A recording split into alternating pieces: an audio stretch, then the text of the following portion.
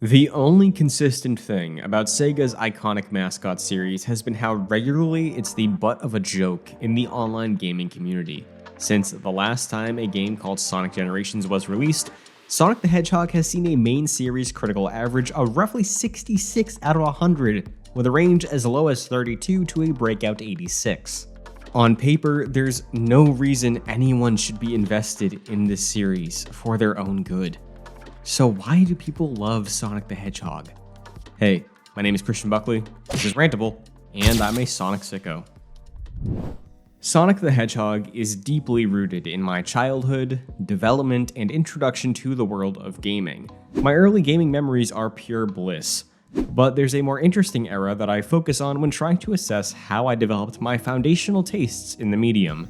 This era, or rather this console, is the Nintendo GameCube.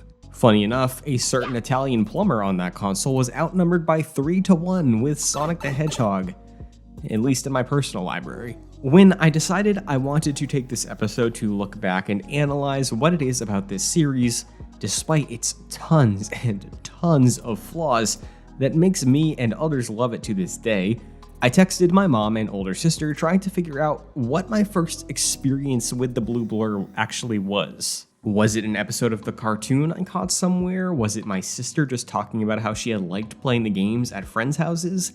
Did I see him somewhere randomly and think, dude, hell yeah.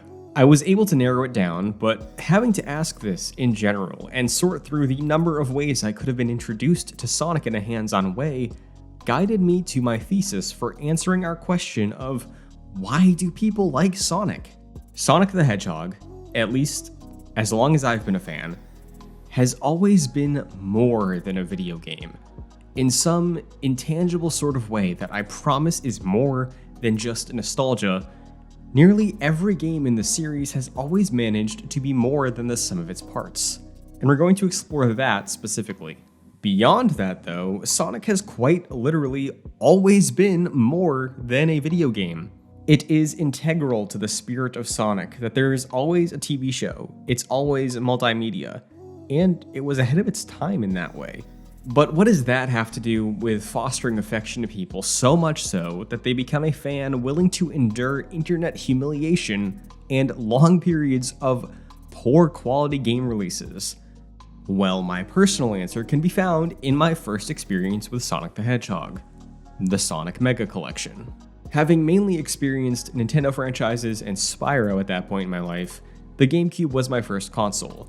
I, of course, had Mario Sunshine and Smash to christen the device, but the types of games I played on the GameCube ended up branching out to other characters and gameplay styles, broadening my gaming horizons early on.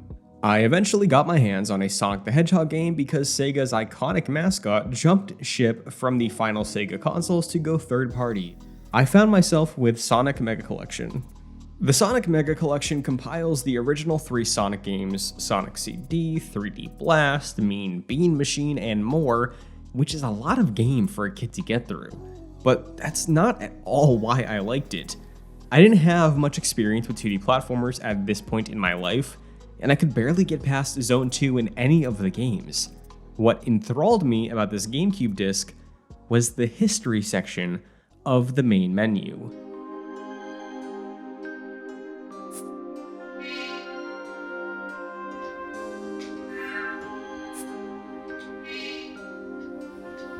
You hear that? If you get it, you get it. It's like sipping a Baja Blast. I can't describe it. A sad, nostalgic melody that's ingrained in my soul to this day sets the tune of a gallery full of hundreds of pieces of art, scans of comic book covers filled with their own adventures and stories for Sonic and his friends, movies showcasing animated adventures. It was a gold mine of art, and it had me by the throat. I cannot tell you the number of times I watched the opening movie of Sonic CD set to the incredibly bangin' Sonic Boom song, assuming it was some film my sister must have seen, wondering if there would ever be a way for me to watch it one day. Music is such a core part of the Sonic identity, as evidenced by the popularity of the Sonic Symphony. More than anything, there's a specific style to the music in the series that is just able to carve out this pre-millennium liminal space that people can still access somehow, or really just something that's singular in a lot of ways. I remember throwing this disc in after school or on the weekend and just going to this digital museum of Sonic's adventures and exploring. I don't believe full comic scans were available for everything, but the covers told their own stories that I took the liberty of filling in the blanks of, while this incredible piece of music scored these mental adventures. This experience was something I hadn't encountered before with any of the games I grew up loving, other than maybe Pokemon. But with Pokemon, everything is monetized to hell and fragmented. This was an entire multimedia experience on one of those tiny GameCube discs. As a kid, at least in my experience, I didn't get that many new games to play outside of my birthday or Christmases, so when I found something I liked a lot, I played it. A lot. Not even beating most of these games. This package provided more than almost any game I'd had played before it in a way that I didn't even conceive was possible, engaging more than what I could just do with a controller in my hands. When I eventually saw a more awesome version of Sonic rendered in 3D cutscenes for a game called Sonic Adventure, my imagination was sparked. I had to see what this was about. The stories I made up in my head about Sonic running wild and saving the world could be realized by this title, so it was a must-play for me. Sonic Adventure was an obsession. I was drawing the characters, looking for VHS tapes at Blockbuster or my local library for episodes of Sonic X, trying to track down action figures at the mall to make my own stories in my backyard about Sonic facing off against Eggman and Chaos. All of this was physically possible because early on, Sega invested in this idea that Sonic was more than a video game, allowing me to fixate on and express my imagination through this world and its characters. Yes, they leaned into the commercial sense, but again, these games amount to more than their individual pieces. So let's actually talk about the video game Sonic Adventure. To many, Sonic Adventure sucks and has no redeeming qualities. Now, obviously I'm nostalgic, but I can see the flaws it has, and yeah, it's got a lot. Like a lot. Arguably, of the 6 playable character campaigns, only half are some level of quality with Sonic's story in a league of its own. Tails is basically an easier version of Sonic's story. And then there's Knuckles, and he's hunting for treasure, which is cool. Amy's campaign sees you run from a stalker enemy, Gamma is a shooting gallery, and Big has fishing.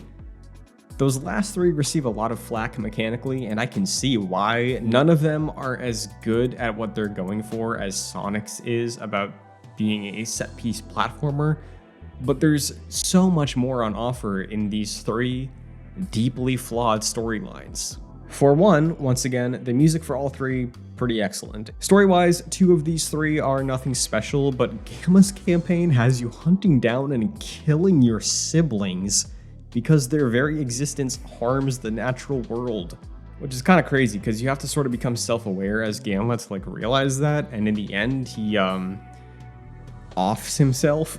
This theming of preserving nature and living at peace with it is present through the whole game, but arguably is taking its biggest swing with Gamma's campaign. And that's saying something because the game takes some pretty nuts swings even if they don't all land.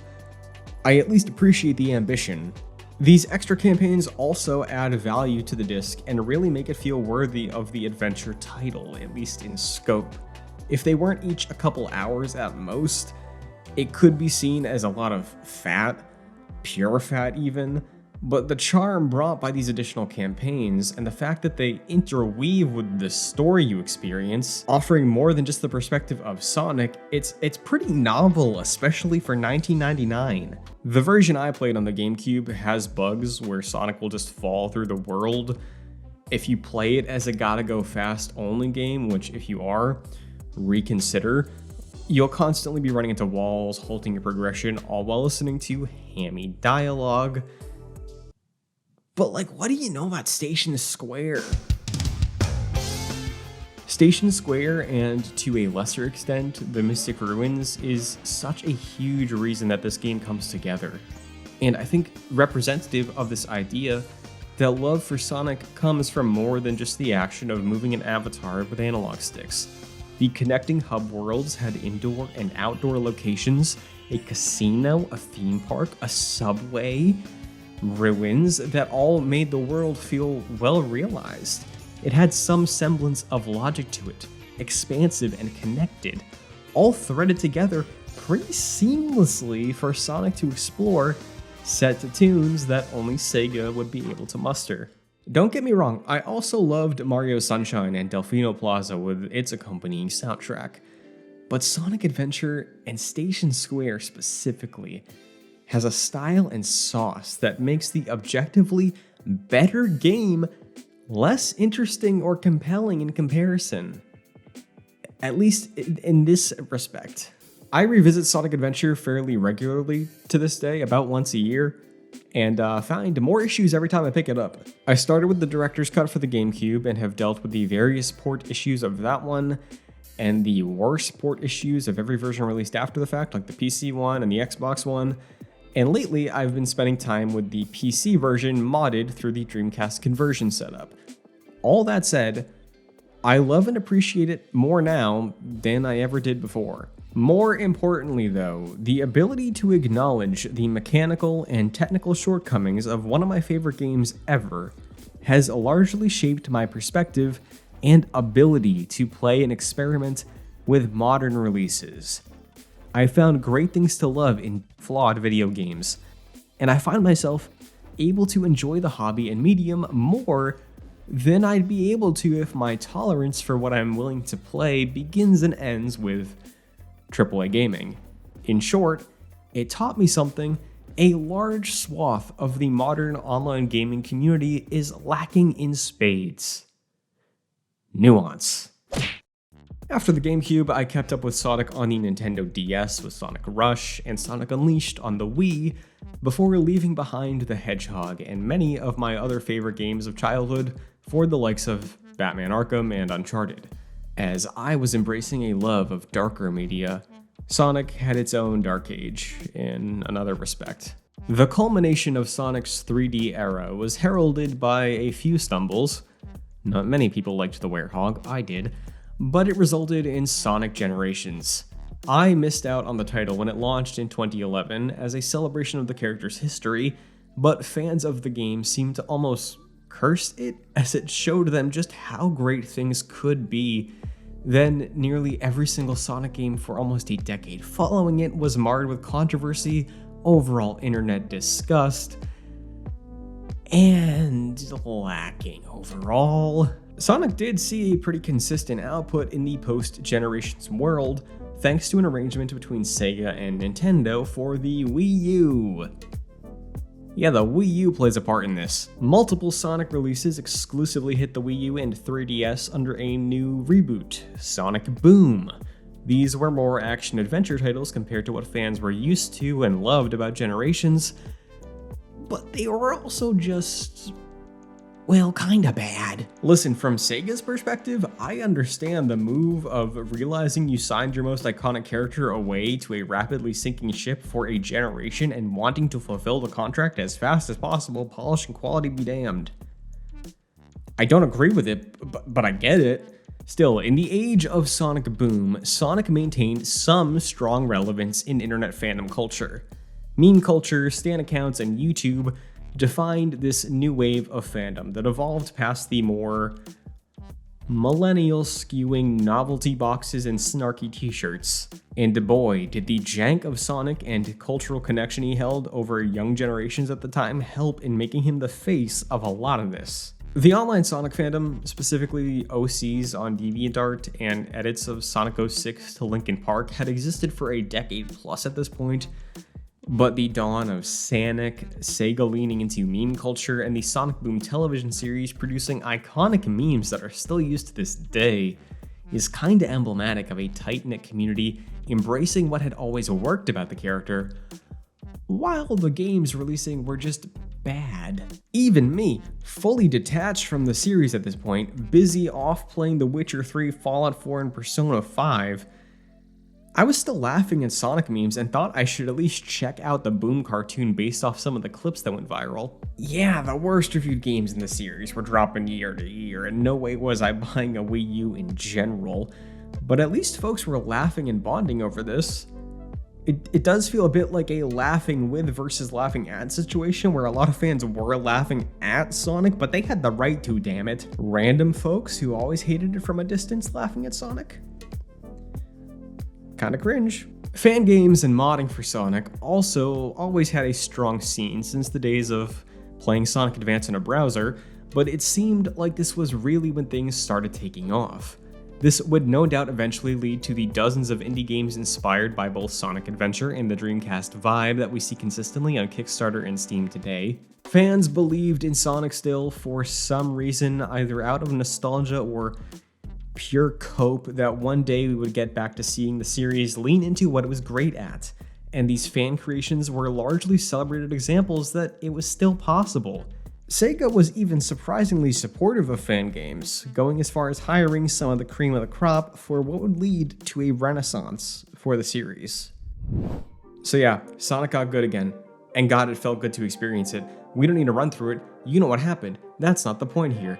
But fans made Sonic Mania, a game that still holds the highest critic average in the series, and sort of screamed at people like, hey, this is good again, pay attention. For the most part, seeing Sonic show up time and time again ever since Sonic Mania, doing something at the very least interesting but often pretty good, it's just been a sight. Not only have the games found their footing again, forging a new type of formula to build off of with Sonic Frontiers, which I loved, but Sega has managed to once again tap into the more than a game components we talked about earlier. Idris Elba is Knuckles. The Sonic Cinematic Universe has seen 2 films, soon to be 3, and a Paramount Plus exclusive streaming series. One of these projects, many thought would be the last movie they'd ever see in a theater. And most of them were pretty okay with that, which is a lot more than you could say about most game adaptations prior to this point. So to go from that to a widely celebrated sequel, and now what's basically going to be an adaptation of Sonic Adventure 2 with nuclear levels of hype ahead of release. God, it is great to be a Sonic fan in the fearless year of Shadow, let me tell you. The success the series has found in games and theaters recently speaks to the generational appeal of a fast hedgehog with an attitude that has always existed. Whether it's the music, the art style, the edge, or the level design, there are people finding Sonic the Hedgehog and resonating with a single aspect so hard that they can engage with media of a varying degree of quality for what it is. The movies brought Jim Carrey out of retirement twice, and I think a lot of that has to do with Sega getting a handle on things and realizing what it is people liked about the series and understanding it and embracing the things that people made fun of it for a long time. Earnestness is in 2024. It just is. It's worth noting that this idea of finding value in something and engaging with it critically, it's very different than trying to see the good in everything. The distinction is important because I think trying to see the good in every piece of media and only focusing on that can create a bit of tunnel vision and willingness to accept, for lack of a better term, slop, where being able to acknowledge something that may be deeply flawed but still enjoy it and try to articulate why, well, that's just being able to experience art and engage in it with a nuance. There's something about the Sonic series and being humbled by it that makes me feel even more comfortable and confident in my ability to discuss games, what I like about them, what I don't, and I don't find myself immediately dismissive of something that looks better than this, runs better than that, or is more polished than something with a $1 billion budget. This has helped me maintain my ability to play older games that don't have smoothed out modern design sensibilities. Being able to experience the history of a medium is important to understanding it, at least to me, and I wouldn't be able to do that if I just dismissed something that doesn't feel homogenous with modern games releasing. This is true for modern releases too, where I don't find myself immediately dismissive or put off of something if it doesn't play like Assassin's Creed, which plays like Horizon, which plays like Days Gone. This is the part of the video where I say how much I love Death Stranding. As a bonus, Sonic's given me this fun radar that goes off to identify when someone made a game inspired by the same things that sparked my imagination when I was a kid. It's pretty cool. I found some of my favorite games this way, in addition to finding indie games I'm keeping tabs on as they develop. I really think Sonic just taught me valuable lessons about art and artistry at an impressionable age. There's some truly unparalleled art, vibes, and ambition in the series' foundation, sometimes even at its worst, and it's worth evaluating. Art is messy, just like Sonic. So long as there's a way for kids to find Sonic, be it the games, movies, or comics, I think there's always going to be Sonic sickos, granted on a varying degree of that scale, but at the very least, a good number of folks who are capable of critiquing things they love and hearing out artists that aren't able to have everything polished to a sheen or playing like the last thing that won awards. I think that's pretty beautiful, and something Mario never taught me. He did teach me typing though. Gotta give him that. Sonic didn't do that. Sonic X Shadow Generations, or Sonic Shadow Generations, has been out for a bit of time now, and my biggest takeaways are largely in the Shadow Generations campaign. Sonic Gens, like I said, I missed. I didn't really care for it all that much beyond the play to nostalgia, where Shadow Generation is a pretty perfect roadmap for the series' future, if you're asking me. I loved Sonic Frontiers, but it had a good amount of bloat. I did everything in that game. I got the platinum. I S-ranked everything. You didn't need to do that for the platinum. I just did it. Shadow Generations is a bit blink and you miss it, but it's managed to be all killer no filler and leave me wanting more. And I think it justifies the purchase of this new release at full price. On the doorstep of Shadow's big screen debut, having a game as excellent as Shadow Generations for people to experience is pretty exciting. The game already sold 1 million copies before launch date ended, and I'm hoping what Sega and Sonic team learn from this success is with the direction they have for Frontiers and Shadow Generations in gameplay and tone, the series is forging a new, genuinely strong identity, while also embracing the earnest, cool, edgy factor the series had when me and so many others fell in love with it. If the next Sonic game has the production value of Shadow Generations and is double, maybe 2.5 times the length, I think they found the sweet spot for the new Sonic formula. And that brings us to the end. Thank you so much for tuning into this episode of Rantable, a series where we get personal about a game or gaming topic. If you find yourself agreeing with what I've expressed about my love for Sonic, please let me know.